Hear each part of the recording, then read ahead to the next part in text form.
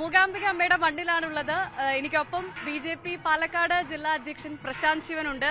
ചേട്ടാ, ആദ്യമായിട്ടാണോ മൂകാംബികയിൽ, അല്ലെങ്കിൽ എല്ലാ വർഷവും നവരാത്രിക്ക് വരാറുണ്ടോ? നവരാത്രി സമയത്ത് ആദ്യമായിട്ടാണ് വരുന്നത്. എല്ലാ വർഷവും ഒന്നോ രണ്ടോ തവണ മൂകാംബിക ദർശനം നടത്താറുണ്ട്.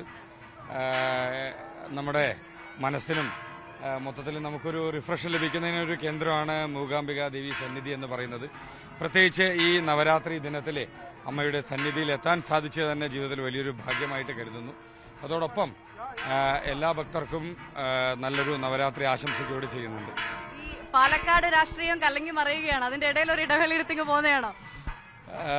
പാലക്കാടൻ രാഷ്ട്രീയത്തെ പ്രത്യേകിച്ച് ഇതൊരു അമ്പലത്തിന്റെ ഒരു സന്നിധിയല്ല, അതിനെക്കുറിച്ച് കൂടുതൽ സംസാരിക്കേണ്ടതില്ല എന്ന് പ്രതീക്ഷിക്കുന്നു.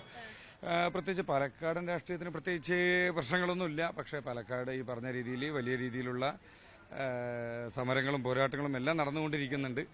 അതിനിടയിൽ തന്നെയാണ് ഈ ക്ഷേത്ര ദർശനമായിട്ടുള്ള ഇന്ന് കാലത്താണ് ഞാൻ എത്തിയത്.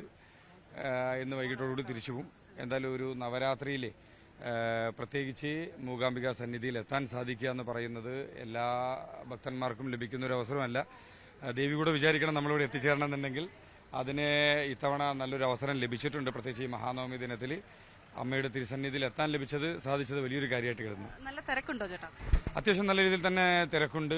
പ്രത്യേകിച്ച് കേരളത്തിലെ ധാരാളം ആളുകൾ വന്നിട്ടുണ്ട് ക്ഷേത്ര ദർശനത്തിനായിട്ട്. എല്ലാ സൗത്ത് ഇന്ത്യയിലെ ധാരാളം ആളുകളെ കാണാനായിട്ട് സാധിക്കുന്നുണ്ട്. ധാരാളം മലയാളികളും നവരാത്രിയോടനുബന്ധിച്ച് പ്രത്യേകിച്ച് ഈ പൂജാ ഹോളിഡേ ധാരാളം അവധി ലഭിച്ചിരിക്കുന്ന ഒരു സാഹചര്യമാണ്. അതുകൊണ്ട് ധാരാളം ആളുകൾ ക്ഷേത്രത്തിലുണ്ട്. എല്ലാവർക്കും നല്ലൊരു ദർശനം ലഭിക്കട്ടെ എന്ന് പ്രാർത്ഥിക്കുന്നുണ്ട്. ഒരുപാട് സന്തോഷം. മൂകാംബികയിൽ നിന്നും ക്യാമറാമാൻ VV വിനോദിനൊപ്പം ഭവ്യ പാർവതി, ന്യൂസ് 8.